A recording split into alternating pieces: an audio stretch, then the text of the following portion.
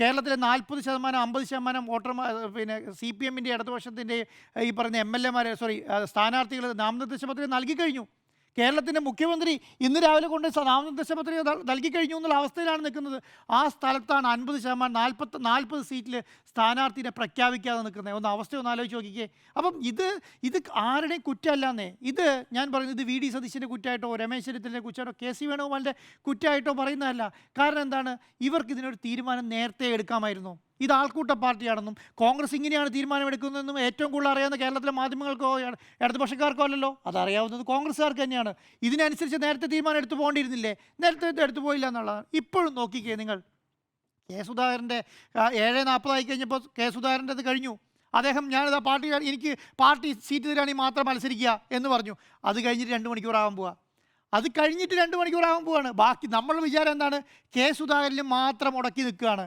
അത് മാത്രം വെട്ടിയാൽ ഉണ്ടെങ്കിൽ ഉണ്ട്, ഇല്ലെങ്കിൽ ഇല്ല. അതിന് തീരുമാനമായാലും സെക്കൻഡ് കൊണ്ട് പുറത്തു വരും എന്നുള്ളതാണ്. നേരത്തെ സുനിൽ എന്നോട് പറയും, സാർ ആസാമിൻ്റെ ലിസ്റ്റ് വന്നു. ഞാൻ പറഞ്ഞു സുധാകരൻ്റെ പേര് അതിലുണ്ടോ നോക്കിക്കോളൂ. കാരണം വേറെ മാർഗമില്ല. കാരണം ഇത് എവിടെയാണ് പോയി നോക്കുക, ലിസ്റ്റിനെ കുറിച്ച് അറിയത്തില്ല. സ്ഥാനാർത്ഥിയാവാൻ നിൽക്കുന്നവർ ചോദ്യചിഹ്നമായി നിൽക്കുകയെന്നേ. സ്ഥാനാർത്ഥിയാവാൻ നിൽക്കുന്നവർ നേരത്തെ ഷിയാസിൻ്റെയും ദീപ്തി വർഗീസിൻ്റെയും കാര്യം പറഞ്ഞു. ഒരു മണ്ഡലത്തിൽ 2 കോൺഗ്രസ് സ്ഥാനാർത്ഥികൾ ഇങ്ങനെ നിൽക്കുകയാണ്. ഇവരോടെങ്കിലും പറഞ്ഞുകൂടെ? ഞാൻ പറഞ്ഞു ഇവരോടെങ്കിലും പറഞ്ഞുകൂടെയെന്നേ. ബാക്കിയുള്ള ആരോടും പറയണ്ട. ഈ ദീപ്തിനെ ഷിയാസിനെ വിളിച്ചിട്ട് ദീപ്തി നിനക്ക് സീറ്റില്ല, അല്ലെ ഷിയാസ് നിനക്ക് സീറ്റില്ല, ഇന്നയാളാണ്, ഇന്ന കാരണങ്ങൾ കൊണ്ടില്ല, ഇന്ന കാര്യങ്ങൾ ഞങ്ങൾ പരിഗണിച്ചോളാം എന്ന് പറഞ്ഞുകൂടെ? ഇവർ 2 പേരെ ഒരു അച്ചുകൊണ്ടിൽ അപ്പുറം ഇപ്പുറം കെട്ടിയിട്ടിരിക്കുന്നത് എന്തിനാണ്? ഒരു അച്ചുകൊണ്ട് എന്നിട്ട് തൂക്കം നോക്കുകയാണ് കേരളത്തിൽ എത്ര പേര്. എന്നിട്ട് രാത്രി 10 മണിക്ക് പാവപ്പെട്ട കോൺഗ്രസ്സുകാർ 10 മണിക്കും 11 മണിക്കും പോസ്റ്ററും പിടിച്ച് എറണാകുളം ടൗണിൽ വന്ന് നിൽക്കുകയാണ്. ആർക്കാ മുദ്രാവാക്യം വിളിക്കണ്ടേ? ഈ കോൺഗ്രസ് ദീപ്തിക്ക് ഒരു ടീമും ഷിയാസിനൊരു ടീമും പറ്റില്ലല്ലോ. ഇപ്പം ഷിയാസിൻ്റെ പോസ്റ്റർ പിടിച്ച് നിൽക്കുന്ന ഒരു ടീം, ദീപ്തിൻ്റെ പോസ്റ്റർ പിടിച്ച് നിൽക്കുന്ന ടീം, എന്നിട്ട് ഒരാളെ പ്രഖ്യാപിച്ചു കൊടുത്ത് ഇവർ 2 പേരോട് ഒന്നിച്ച് വർക്ക് ചെയ്യാൻ ഇറങ്ങണം. ഇത് 2 പീസാക്കുകയാണ്. ഒന്ന് ആലോചിച്ച് നോക്കിക്കുക. ആകെ 5-10 സീറ്റിൻ്റെ മാത്രം വ്യത്യാസത്തിൽ ആരാണെങ്കിലും അധികാരത്തിൽ വരുന്ന കേരളത്തിൽ ഇപ്പോഴത്തെ സാഹചര്യത്തിൽ ഒരു 10 സീറ്റിന് മേലെ അധികാരത്തിൽ വരില്ലല്ലോ. ഈ 10 സീറ്റ് ആർക്ക് കിട്ടുന്നു അവരാണ് കേരളത്തിൽ അധികാരത്തിൽ വരാൻ പോകുന്നത്. ആ 10 സീറ്റിൻ്റെ ബലത്തിൽ ഇത്ര ടൈറ്റ് മത്സരം നടക്കുന്ന സ്ഥലത്താണ് ഞാൻ പറയുന്നത്.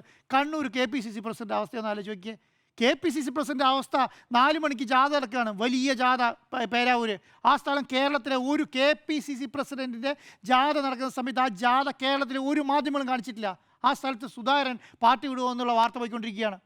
പറയുന്നത് പ്രതിപക്ഷ നേതാവ്, കേരളത്തിലെ പ്രതിപക്ഷ നേതാവിൻ്റെ മണ്ഡലത്തിൽ വലിയ ജാഥ നടക്കുകയാണ് ഈ വൈകുന്നേരം. ആ വൈകുന്നേരത്തിൻ്റെ ജാഥ കേരളത്തിൽ ഒരു മാധ്യമങ്ങളും കാണിച്ചില്ല. എന്തുകൊണ്ട് കാണിച്ചില്ല? ആ സമയത്ത് സുധാകരൻ്റെ ഇതൊക്കെ